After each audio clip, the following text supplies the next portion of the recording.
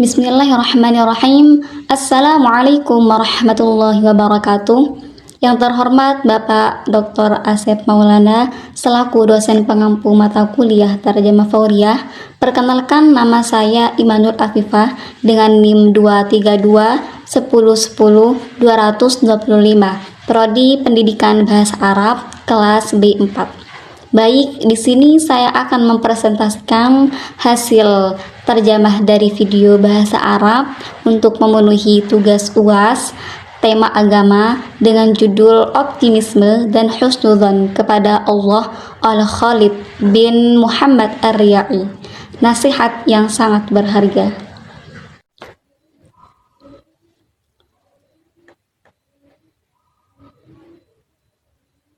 Bismillahirrahmanirrahim. الحمد لله الذي لا يدوم غيره ولا يرجى إلا خيره ولا يعول إلا عليه. الحمد لله الذي يمحو الزلل ويصفح ويغفر الخطل ويسمح. نحمده ما أمسى النهار وما أصبح.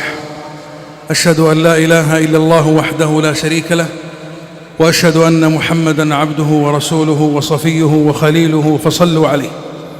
اللهم صل عليه ما تعاقب الليل والنهار، وصل عليه وعلى المهاجرين والأنصار، وسلم يا ربي تسليما كثيرا إلى يوم الدين.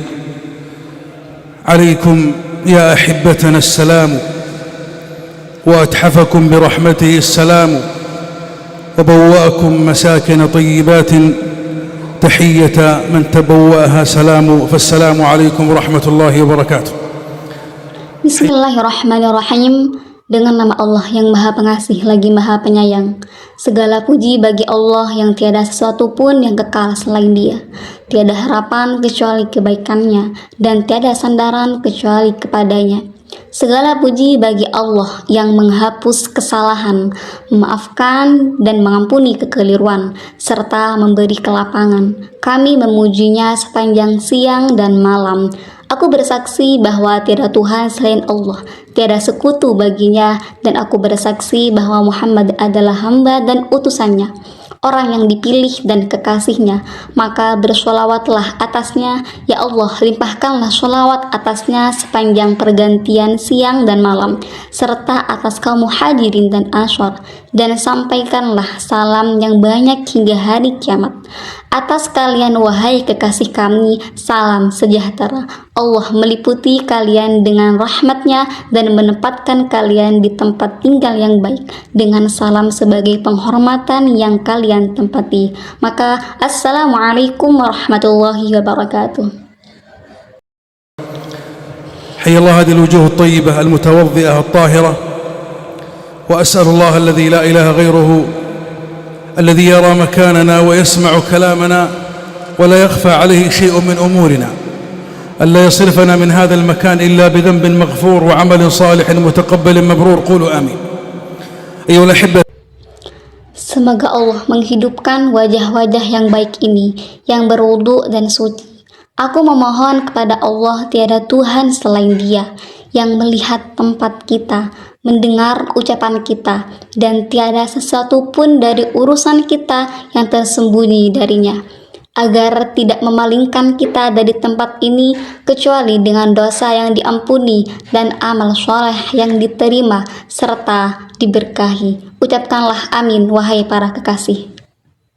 في هذه الدقائق سأحدثكم بحديث أضمن لمن عمل به أن يطيب عيشه، وأن يشرق مستقبله، وأن تتغير حياته، وأن ينقله الله جل جلاله من الضيق إلى السعة، ومن الفقر إلى الغنى، ومن التعاسة إلى السعادة، ومن اليأس إلى الأمل.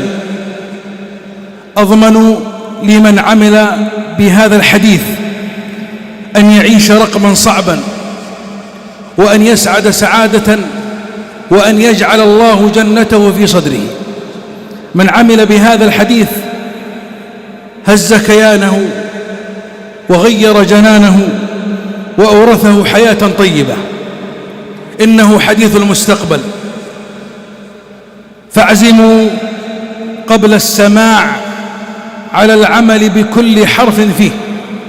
Dalam menit-menit ini saya akan berbicara kepada kalian dengan sebuah hadis yang saya jamin bagi siapa saja yang mengamalkannya akan menjadi baik kehidupannya, akan cerah masa depannya, akan berubah hidupnya, dan Allah yang Maha Agung akan memindahkannya dari kesempitan menuju kelapangan, dari kefakiran menuju kekayaan, dari kesengsaraan menuju kebahagiaan, dari keputusasaan menuju harapan. Saya jamin bagi siapa saja yang mengamalkan hadis ini akan hidup sebagai sosok yang kuat, akan berbahagia dengan kebahagiaan, dan Allah akan menjadikan surganya di dalam dadanya. Barang siapa mengamalkan hadis ini, kehidupannya akan terguncang, hatinya akan berubah, dan akan diwarisi kebaikan. Sesungguhnya ini adalah hadis tentang masa depan, maka bertekadlah sebelum mendengarkannya untuk mengamalkan setiap huruf yang ada di dalamnya. في صحيح البخاري ومسلم من حديث أبي هريرة رضي الله عنه قال النبي صلى الله عليه وسلم يقول الله تعالى أنا عند ظن عبدي بي وأنا معه إذا ذكرني فإذا ذكرني في نفسه ذكرته في نفسي وإذا ذكرني في ملأ ذكرته في ملأ خيرا منهم ومن تقرب إلي شبرا تقربت إليه ذراعا ومن تقرب إلي ذراعا تقربت منه باعا ومن أتاني يمشي أتيته هرولة. Dalam sebuah hadis yang diriwayatkan oleh Imam Al-Bukhari dan Imam Muslim dari sahabat Abu Hurairah radhiyallahu anhu, beliau berkata bahwa Rasulullah Shallallahu Alaihi Wasallam dan Allah Ta'ala berfirman, "Aku sesuai dengan prasangka hambaku kepadaku, dan aku bersamanya apabila ia mengingatku. Jika ia mengingatku dalam dirinya, aku pun mengingatnya di dalam diriku. Jika ia mengingatku di dalam suatu majlis, aku pun mengingatnya dalam majlis yang lebih baik daripada mereka. Barang siapa yang mendekat kepadaku sejengkal, aku mendekat kepadanya sehasta. Barang siapa mendekat kepadaku sehasta, aku mendekat kepadanya sedepa. Barang siapa datang kepadaku berjalan, aku datang kepadanya berlari." فما ظنكم برب العالمين؟ الله جل جلاله يقول أنا عند ظن عبدي بي. المعنى أن الله يعاملك ويعاملني على حسب ظنك به، فمن توقع من الله خيرا وجد خيرا، والبعيد عني وعنكم من توقع من الله شرا وجد شرا. وقلوب المؤمنين وقلوب الصادقين وقلوب المخبتين لا يليق بها إلا أن تحسن ظنها بخالقها. Maka apa sangkaan kalian terhadap Tuhan semesta alam? Allah yang Maha Agung berfirman, "Aku sesuai dengan prasangka hambaku kepadaku." Artinya Allah memperlakukanmu dan memperlakukan aku sesuai dengan prasangka kita kepadanya. Barang siapa mengharap kebaikan dari Allah, ia akan mendapatkan kebaikan. Dan orang yang jauh dari aku dan kalian, jika ia berprasangka buruk kepada Allah, maka ia akan mendapatkan keburukan. Adapun hati orang-orang yang jujur dan hati orang-orang yang tunduk tidaklah pantas kecuali berprasangka baik kepada penciptanya. ولهذا قال ابن القيم رحمه الله تعالى: وكلما كان العبد حسن الظن حسن الرجاء صادق التوكل فإن الله لا يخيب أمله البتة. لماذا يا إمام؟ قال لأن الله لا يضيع عمل عامل ولا يخيب أمل آمل.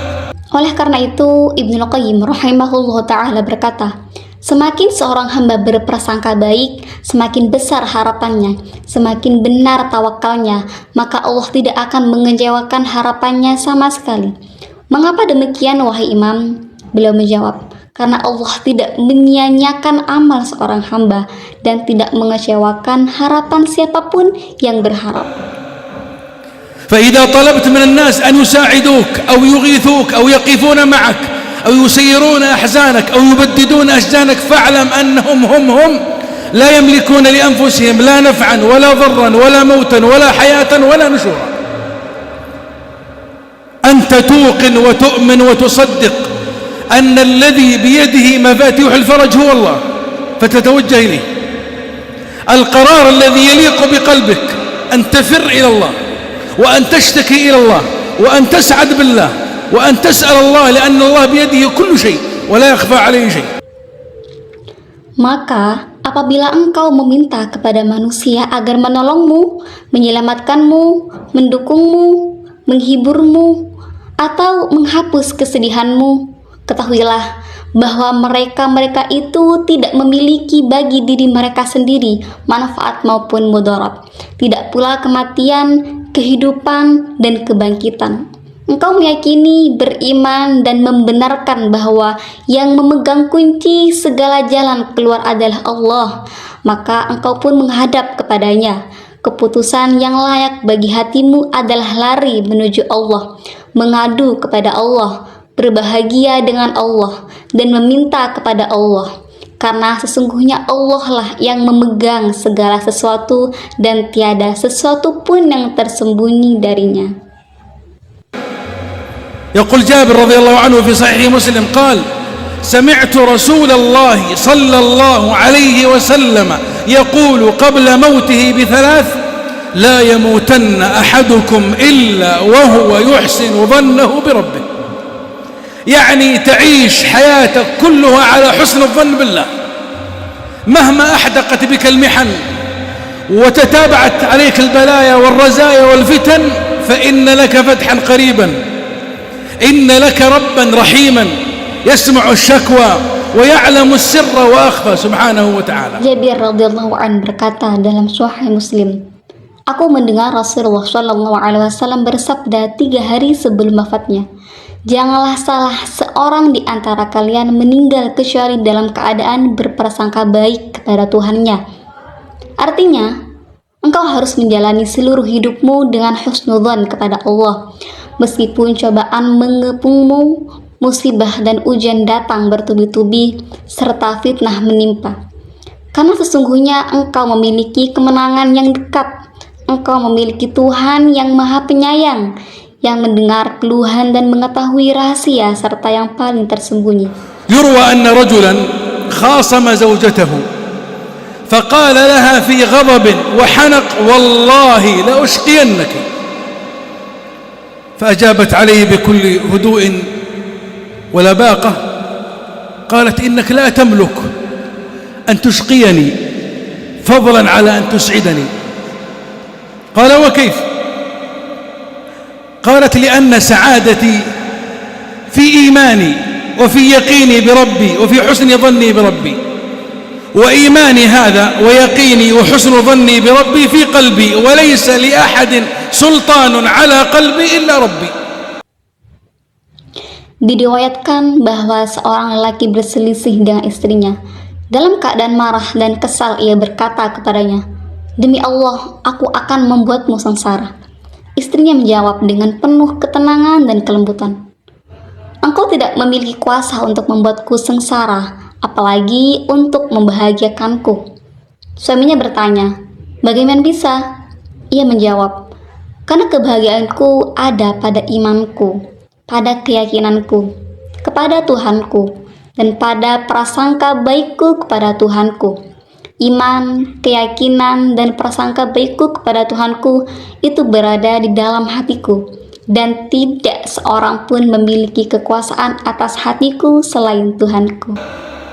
إنها القلوب التي اطمأنت بخالقها وأيقنت بأن الله جل جلاله على كل شيء قدير، وأن الله قد أحاط بكل شيء علما. ونحن أيها الأحبة قوم إن ضاقت علينا الأرض اتسعت لنا السماء ففروا إلى الله إني لكم منه نذير مبين. Itulah hati yang tenang bersama penciptanya, yang meyakini bahwa Allah yang Maha Agung berkuasa atas segala sesuatu, dan bahwa Allah telah meliputi segala sesuatu dengan ilmunya.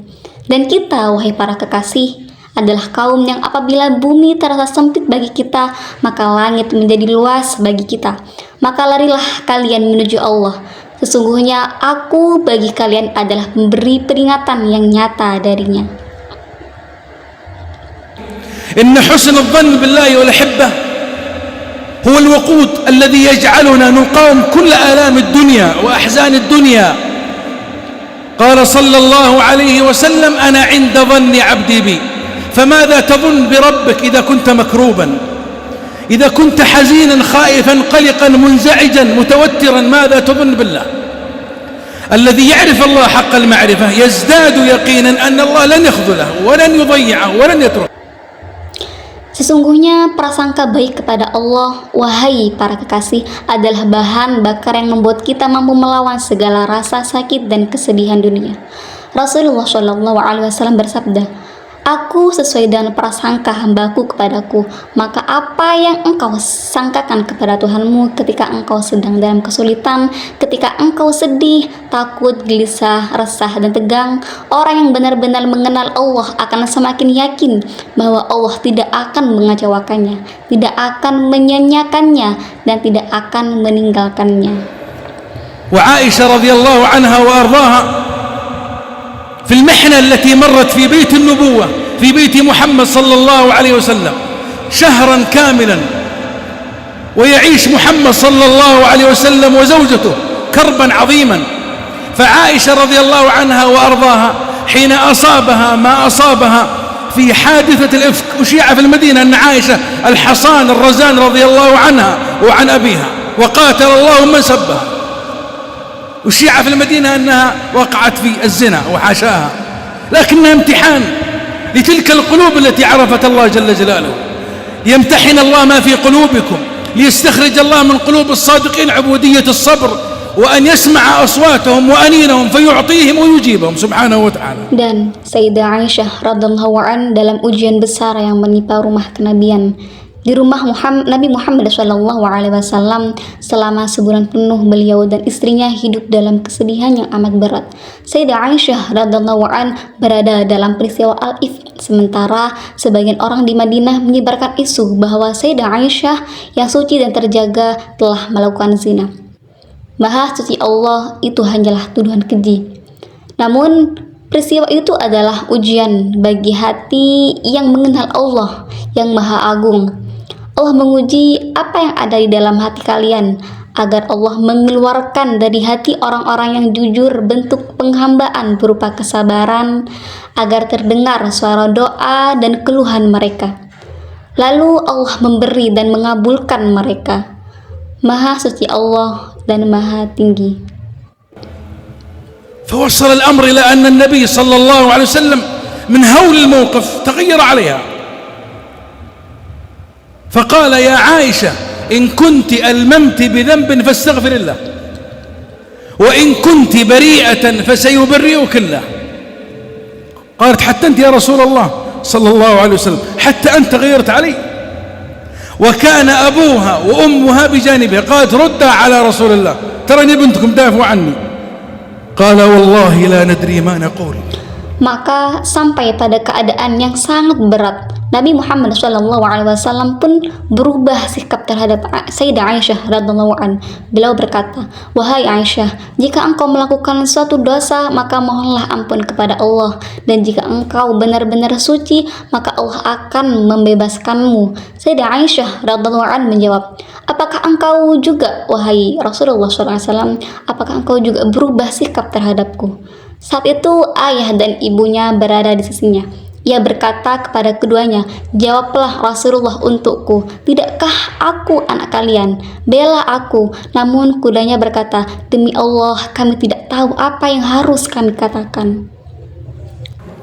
فقالت الواثقة بربها التي تعرف ربها في كل وقت وفي كل حين وفي كل محنة وفي كل بلاء، قالت رضي الله عنها وأرضاها: إن قلت بأني بريئة فلن يصدقني أحد، لكن لا أجد لنفسي مقالا إلا كما قال أبو يوسف، حتى قيل أنها نسيت اسمه من هول الموقف.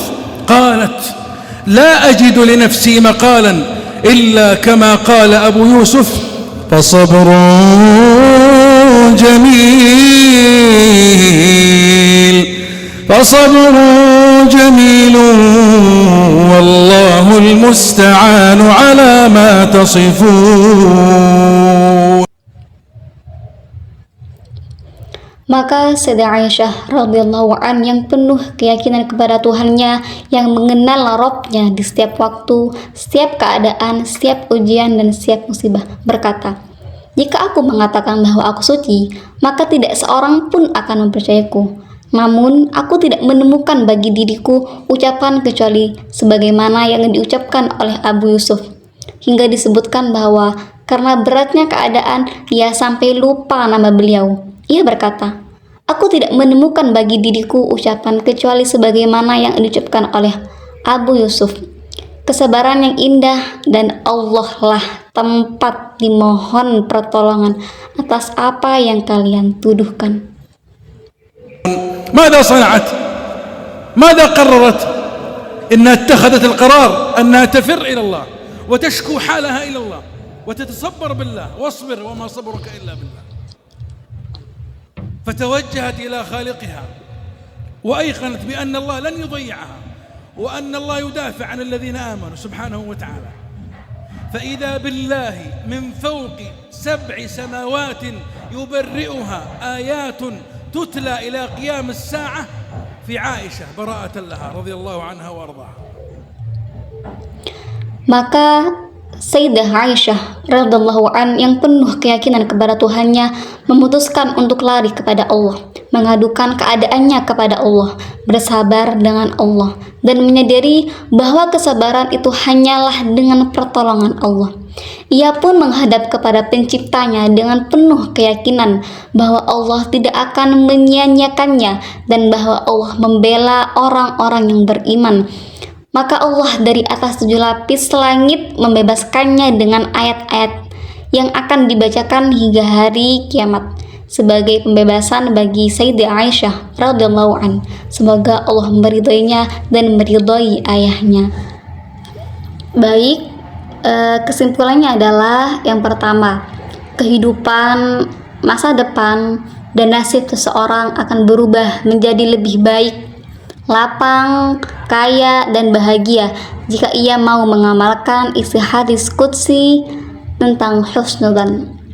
Yang kedua yaitu Allah memperlakukan dan memberikan balasan kepada setiap hambanya secara langsung berdasarkan bagaimana prasangka hamba tersebut kepadanya. Yang ketiga yaitu barang siapa yang selalu mengharap dan berprasangka baik kepada Allah, maka akan mendapatkan kebaikan. Sedangkan yang berprasangka buruk akan mendapatkan keburukan. Yang keempat yaitu hati orang yang beriman, jujur, dan tunduk tidak sepantasnya memiliki prasangka selain prasangka yang baik kepada Allah sebagai penciptanya. Yang kelima yaitu Allah tidak akan pernah menyia-nyiakan amal perbuatan seorang hamba dan tidak akan pernah mengecewakan harapan bagi siapa saja yang bersandar kepadanya. Yang keenam yaitu manusia itu sama sekali tidak memiliki kuasa untuk memberikan manfaat, mudarat, menghibur, ataupun menghapus kesedihan sesamanya tanpa kehendak Allah Subhanahu wa taala. Yang ketujuh yaitu Rasulullah Shallallahu alaihi wasallam mengingatkan umatnya agar jangan sampai ada seorang pun yang meninggal dunia kecuali dalam keadaan berprasangka baik kepada Tuhannya. Yang kedelapan yaitu husnudzan kepada Allah merupakan bahan bakar utama bagi orang beriman agar tetap kuat dan mampu bertahan menghadapi segala rasa sakit serta cobaan dunia. Yang kesembilan yaitu peristiwa fitnah keji yang menimpa Sayyidah Aisyah radhiyallahu an merupakan bentuk ujian Allah untuk menumbuhkan ibadah yang berupa kesabaran yang indah. Dan yang terakhir yaitu Allah akan memberikan jalan keluar kemudahan dan pertolongan dari arah yang tidak terduga bagi setiap hamba yang kembali dan memasrahkan diri kepadanya.